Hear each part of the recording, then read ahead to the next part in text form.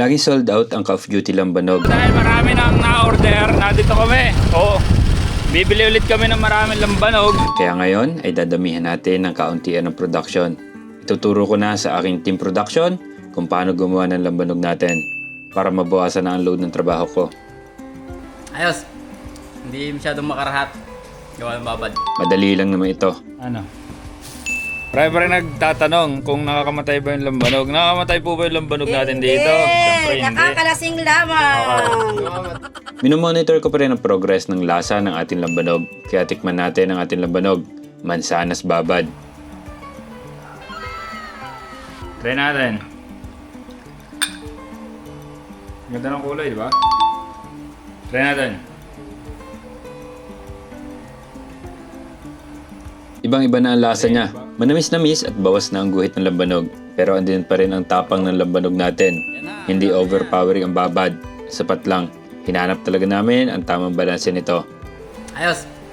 Hindi masyadong makarahat. Gawa ng babad. Kaya yun, approve naman sa mga nakatikim at approve din so far sa lahat ng mga bumili. Ayos na. Para makasimula, pumunta kagad kami sa soking bilihan namin ng lambanog para bumili ng 10 galon ng lambanog. Ang lambanog dito, sure na puro, galing talaga sa tuba ng nyog at subok na namin ito at lahat ng taga rito sa amin.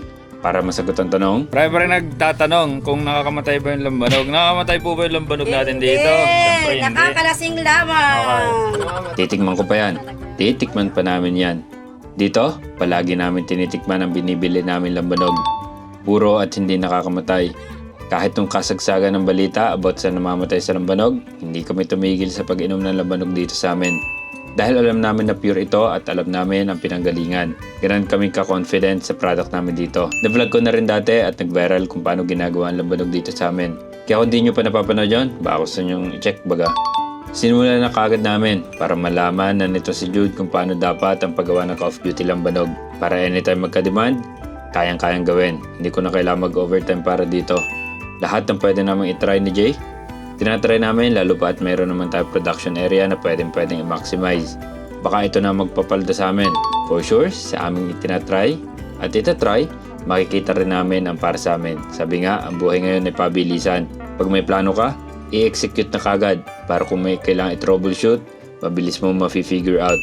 Kung mag-fail, mabilis ka rin makakabangon. At kung hindi talaga kaya, mabilis ka rin makaka-move on to the next venture. Pinagtulungan na namin ito para mabilis matapos. Nililipat ko na lang si Jude sa mga part ng gawain para ma-experience niya lahat ng part ng production. Didilim na rin kasi.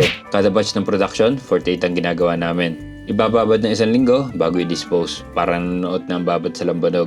Sa mga kinakabahan pa rin pala dyan about sa lambanog, hindi ko rin alam ang naging kwento dati. Hindi ko rin alam ang cost. Pero dito, ilang dekada nang gumagawa ng lambanog ang source namin. Kaya sure na goods. Hindi ko masasagot ang naging issue dati pero guaranteed na good ang binebenta namin kasi kami talaga ang unang tumitikim nito. Kung ito ay nakakamatay, ay hindi na rin makakarating sa inyo dahil wala nang magbebenta sa inyo. Para sa inyo, Jumbo, ba't nagro-roller? Pakita mo. Para kumapit ng maigi. Para kahit mabasa, hindi matatanggal.